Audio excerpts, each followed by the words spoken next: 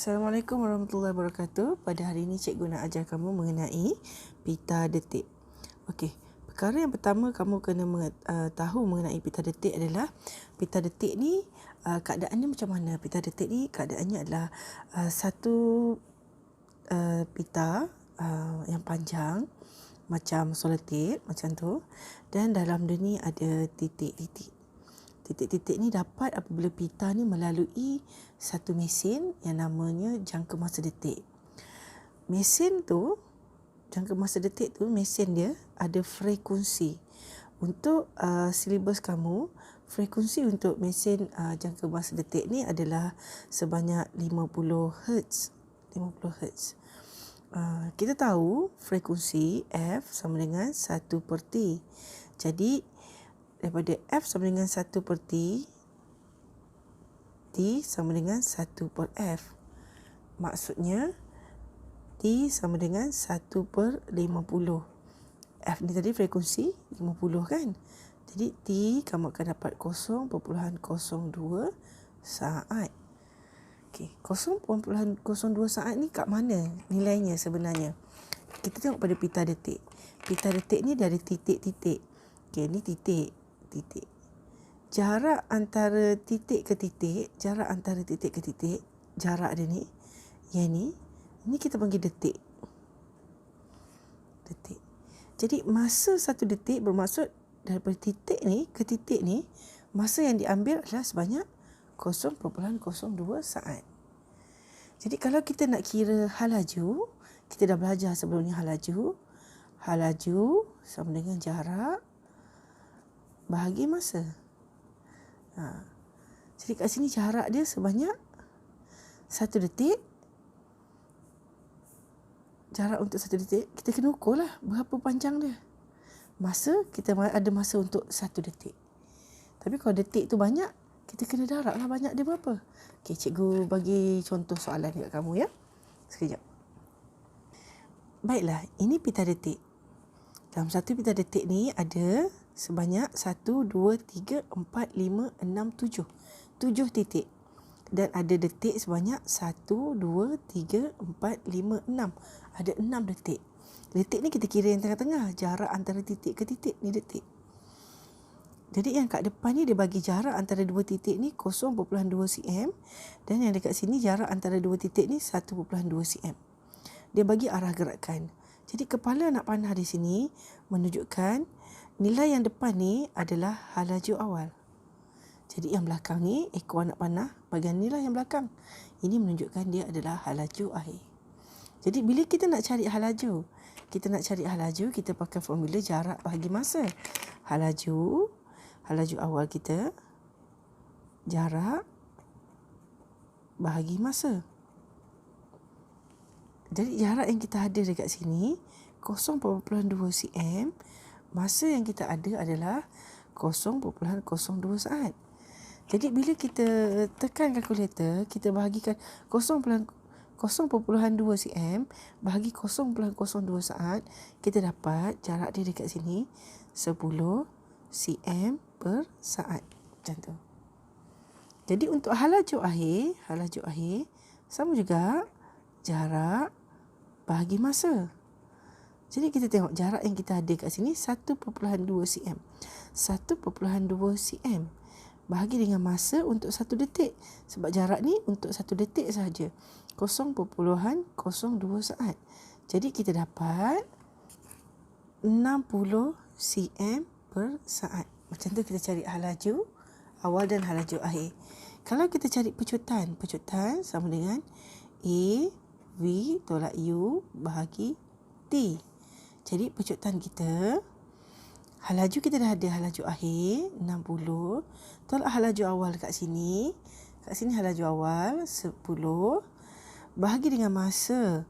Masa yang kita ada 0.02 saat darab. Kat sini dia punya trik lah. Darab, kita kira bilangan detik dia. Kita kira ya, bilangan detik dia. 1, 2, 3, 4, 5, 6. Bilangan detik dia ada 6.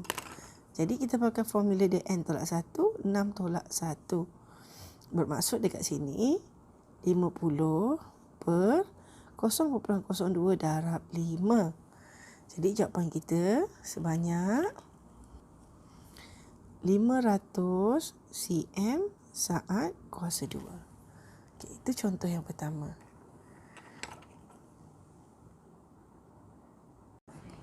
Jadi kalau contoh yang ini kita tengok. Dia dah bagi jarak sebanyak 16 cm.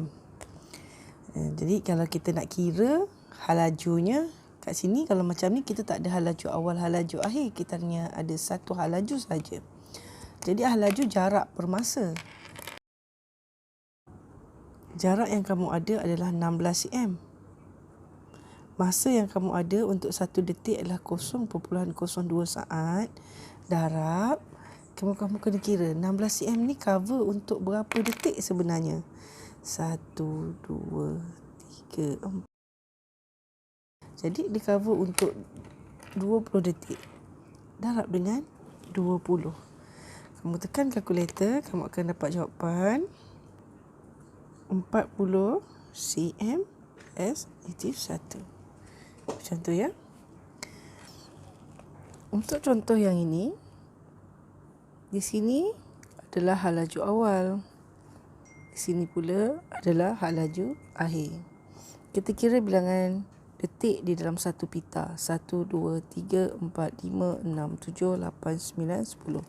Ada 10 detik. Maksudnya masa yang kita ada adalah 0.02 saat darab dengan 10 detik sama dengan 0.2 saat untuk satu pita. Jadi untuk kira hal laju awal, U sama dengan, kita ambil ketinggian dia 20 bahagi 0.02. Jadi kamu akan dapat 100 cm per saat. Untuk hal laju akhir, kamu ambil ketinggiannya 4 bahagi 0.2.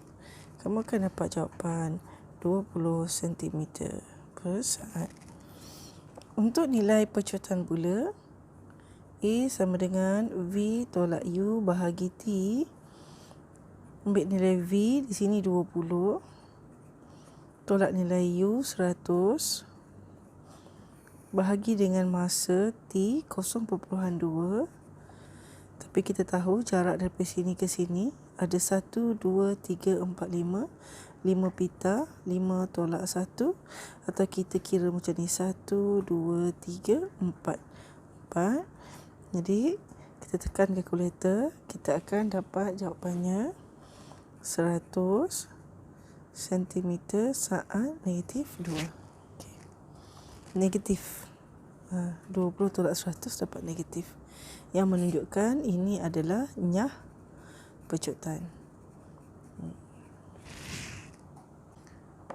Bagi contoh yang ini, kita ada pita disusun macam ni.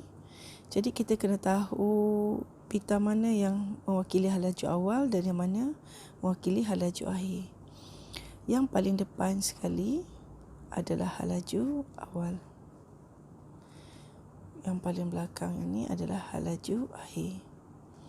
Jadi kita tahu masa yang kita ada adalah sebanyak 0.02 saat untuk 1 detik. Ini masa untuk 1 detik. Tapi kalau masa untuk satu pita kan, jadi 0.02 darab, kita kira detik yang ada dalam pita ni. 1, 2, 3, 4, 5, 6, 7, 8, 9, 10. Darab 10 sama dengan 0.2 saat. Macam tu.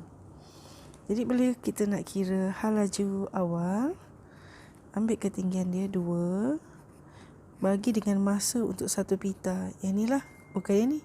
Ni masa 1 detik, yang ni masa 1 pita. 0.2. Jadi kita tekan kalkulator, kita akan dapat jawapan dia 10 cm S negatif 1. Jadi untuk hal laju akhir di sini ketinggiannya 8. Masa untuk satu pita adalah 0.2. Jadi kita tekan kalkulator, kita akan dapat cms negatif 1. Untuk kira nilai pecutan, A, V tolak U bahagi T. Nilai V kita 40. Nilai U kita 10. Masa yang kita ada adalah masa untuk satu pita. Yang ni masa untuk satu pita. Di sini masa untuk satu pita. 1, 2, 3, 4, 5, 6, 7. 7 tolak 1. Atau 1, 2, 3, 4, 5, 6. 6 betul lah. 7 tolak 1, 6. Jadi kita akan dapat jawapan 25 cms negatif 2. Begitu.